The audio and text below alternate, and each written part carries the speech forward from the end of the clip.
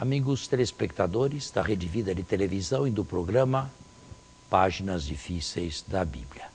Através dos e-mails, através da própria Rede Vida, o telespectador pode interagir, sabe? Sim. Ele pode dizer o que ele pensa do programa, ele pode mandar sugestões, críticas construtivas, ele pode fazer perguntas. Claro que nós não podemos transformar um programa numa série de perguntas e respostas, não é? Pergunte e responderemos, mas alguma pergunta a gente pode, sim, sobretudo perfeito, no que diz respeito ao texto que estamos vendo, ou que estamos examinando. Diácono, sim, o senhor parou aí num versículo, não me lembro qual, do capítulo 8º, da carta aos Romanos, a vida no Espírito. Continua então. Eu parei no versículo 8º, próximo agora o 9. Vós não estáis na carne, mas no Espírito, se é verdade que o Espírito de Deus habita em vós. Agora fica claro? Fica Bem claro? mais claro. Não estáis na carne, não viveis segundo o mundo, não sois mundanos. Se é verdade que o Espírito de Deus habita em vós. Bom, um dos critérios para saber se o Espírito de Deus habita em mim ou não é saber se eu sou muito mundano. Mas mundano no sentido pejorativo do termo. Isto é, se eu gosto de tudo e de todos os prazeres que o mundo me oferece, aqui e agora já. E não elimino, não abdico de nenhum. Aí sim, eu sou mundano e vivo de acordo com os critérios do mundo. Sabe, infelizmente nós temos que dizer, nas nossas comunidades não deveriam ser, mas existem muitas pessoas mundanas. Estão lá, fazem pastoral, participam da missa, mas não são pessoas que se deixam guiar e conduzir pelo Espírito de Deus. São pessoas mundanas. Infelizmente ainda tem. São. Fazem o que deve ser feito, mas não são pessoas que têm fome e sede de Deus. Por outro lado, é preciso dizer também que as nossas comunidades paroquiais não ensinam, não incentivam a ter fome e sede de Deus. Chega alguém lá, lhe dá imediatamente uma vassoura. Tá, seu apostolado é esse, sua pastoral é essa. Mas não diz por quê, nem para quê, nem com que finalidade. E as pastorais nas paróquias estão longe de ser um transbordamento da vida do Espírito. E, aliás, é o objetivo de cada pastoral ou movimento, né? A santificação dos seus membros. Em primeiro lugar, a santificação, mas a pastoral como um transbordamento. Só a santificação me tornaria individualista, mas eu preciso estar cheio de Deus para poder transmitir. Isto aqui não vem. Ou me diga a paróquia onde isto aqui existe, eu vou lá correndo. Não, eu creio que deve existir aqui. Aonde? Me dê o endereço. Me dê o endereço, por favor, eu vou lá já. Eu creio que aqui e ali tenhamos sim, senão nós estaríamos perdidos. Mas só que não se vê bem, não é? Não se vê. Tanto é verdade que se uma pessoa busca alguma coisa a mais do que simplesmente a missa e o terço, infelizmente tem que entrar num movimento. Os movimentos dão esta fome e sede do Espírito. Os movimentos dão. As pastorais paroquiais não dão. Não sei se está muito convencido, mas para mim está claro.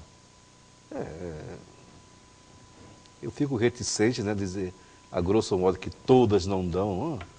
Bem, mas se me conhece alguma que dê, me dê o endereço. E vou lá correndo. Se não conheço, vou procurar conhecer.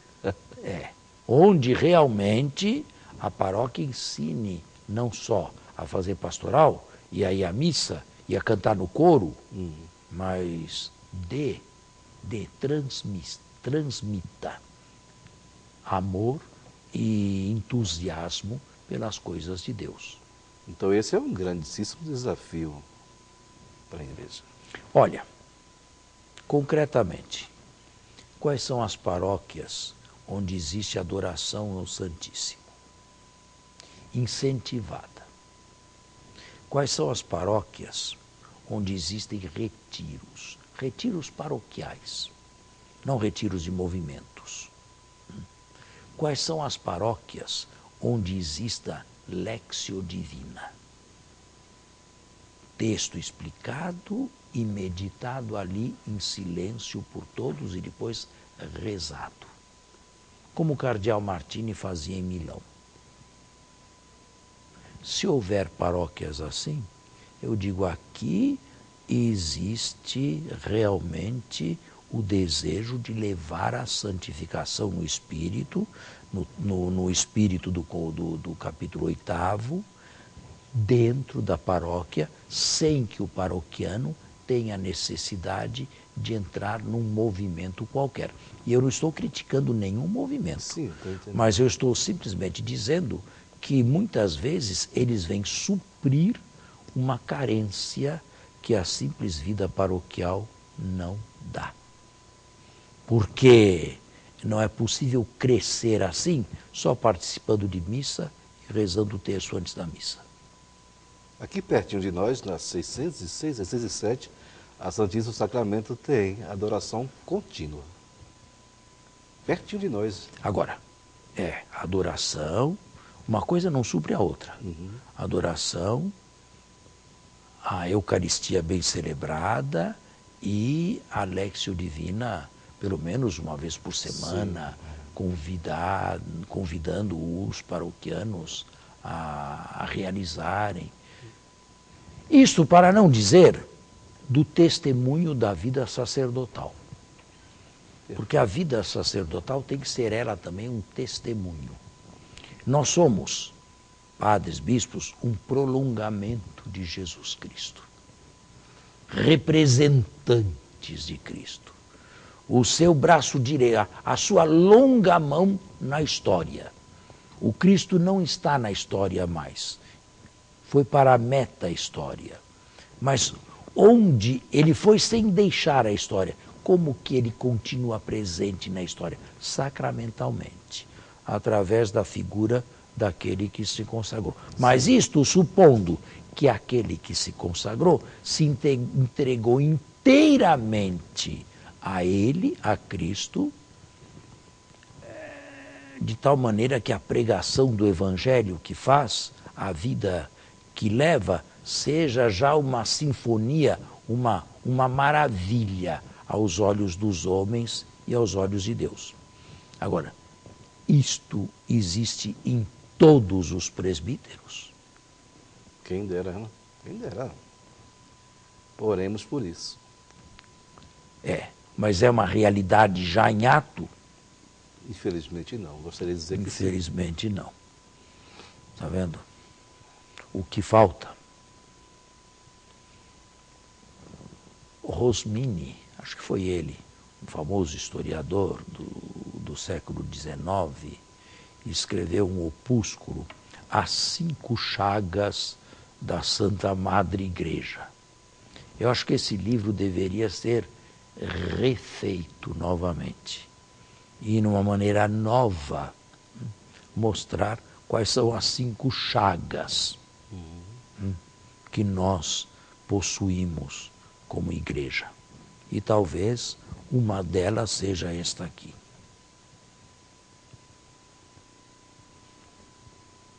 Estou falando demais? Não, você está colocando a linha correta. Mas por isso que a gente tem que dobrar bem os joelhos, né? Para interceder mesmo, para que nós atingimos a meta. A gente possa atingir a meta. Essa é a nossa grande esperança. Né? Agora, quando pipoca um escândalo daqui, outro escândalo de lá, um terceiro não sei de onde, aí fica difícil, não é? Aí fica difícil. Em vez de meta, nós temos a antimeta, não é? Nós temos aí mediadores que se tornaram um obstáculo à mediação. Isso aí é o escândalo. São as rugas, não? Não, é mais do que ruga, é Mais do que as escândalo rugas, né? mesmo. É escândalo mesmo. Não é? O mediador tornado um obstáculo à mediação. Aí é. É um paradoxo. É um padre que não traz Jesus Cristo. Traz ele.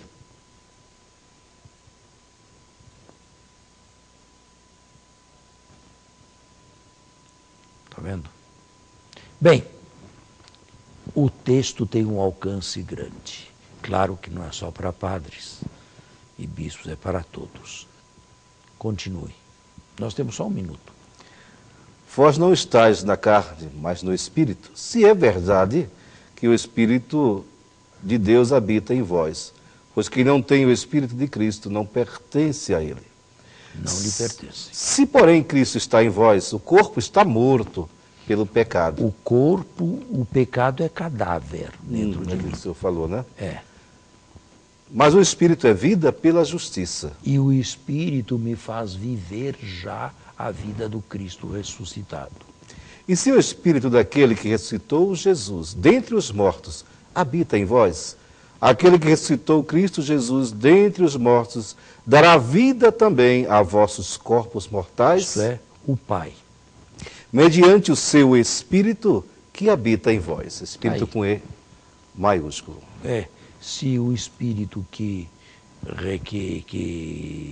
com que Jesus foi ressuscitado habita em mim, eu também serei ressuscitado pelo Pai, como ele ressuscitou Jesus. Vamos fazer um intervalo e voltamos. Sim, Vamos de volta no segundo momento. sim. Quer continuar a leitura do capítulo 8º? Vamos continuar.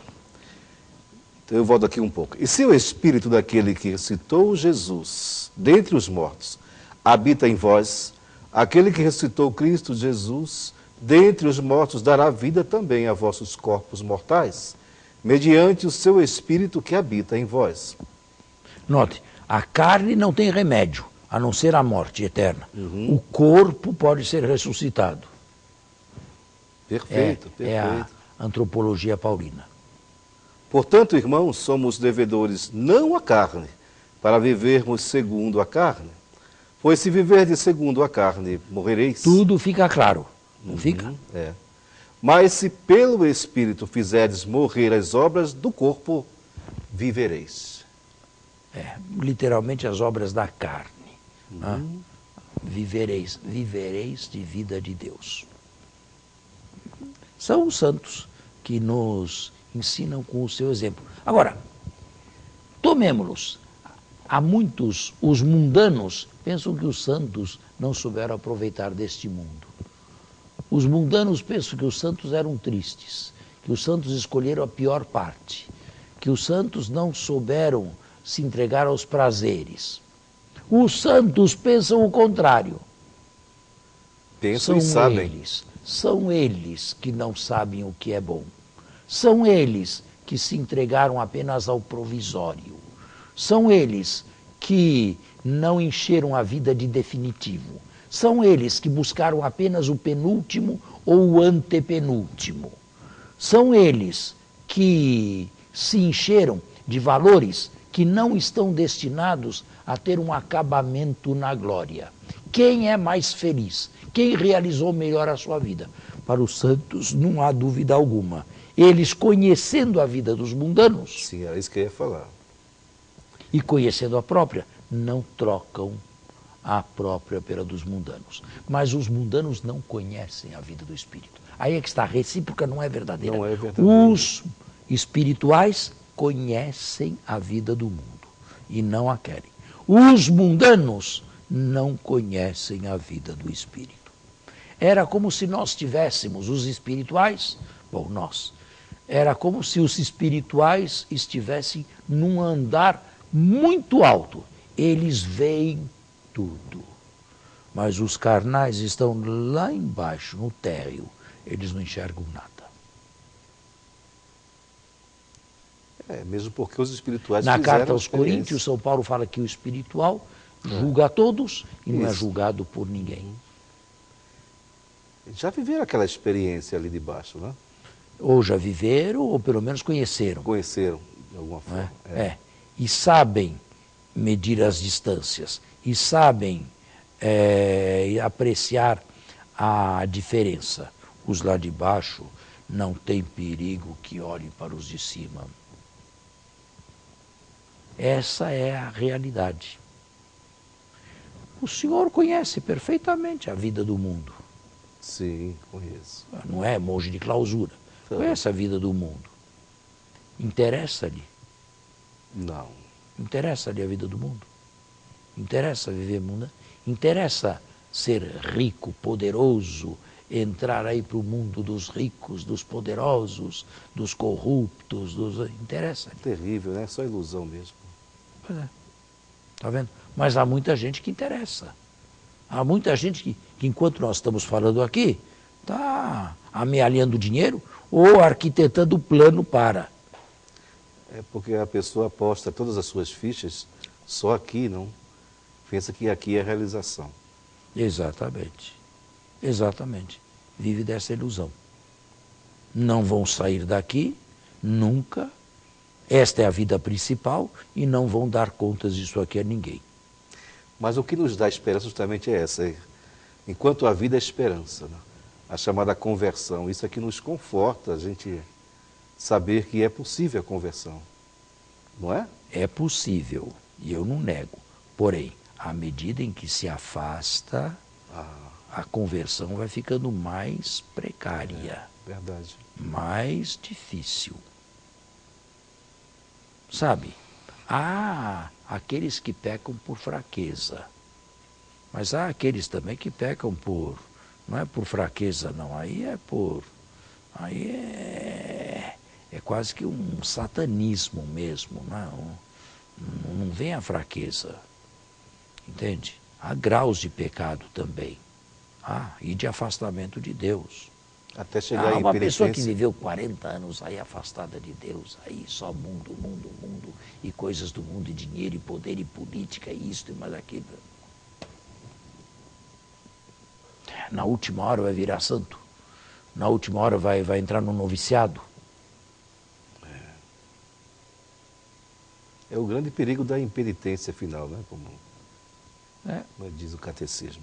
É exatamente isso aí. É o preço que ele pagou. Ele apostou aqui, ele está recebendo tudo isto aqui. Só que, terminado isto aqui, ele não tem mais nada para receber. Ele esgotou todos os seus recursos.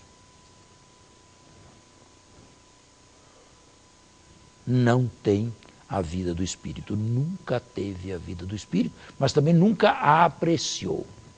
Nunca a desejou, nunca pediu a Deus. Está aí. O que ele tem, e no fim, deixa. E mesmo com o que ele tem, ele não consegue ser feliz. Não. Não consegue preencher. Nesse mundo, ninguém é feliz. Ninguém, na verdade. Existem momentos de felicidade, mas momentos. Uma felicidade assim absoluta, retilínea e que percorra a vida inteira, isso não existe para ninguém. Não, para ninguém. Nem para os mundanos, sabe? Que de vez em quando tem a ver com a morte, tem a ver com uma doença, e um câncer, eu não sei, está vendo? Pois é. Agora, se a pessoa apostou lá no outro mundo, se a pessoa tem recursos além do mundano, ela sabe de onde capitalizou e de onde tirar. Mas se a pessoa só capitalizou aqui, a hora que isto aqui começa a fugir das mãos, vem o desespero, né? Eu não tenho mais nada. Não tinha esperança e não vive a esperança. Pois é. Agora, afinal, dizer que todos vão para o céu e todos se salvem, bem, Não é isto que a Sagrada Escritura ensina. Que todos vão se salvar. A gente espera, a gente quer e a gente pede, mas exige um pouco de boa vontade desses aqui também, que é a graça de Deus.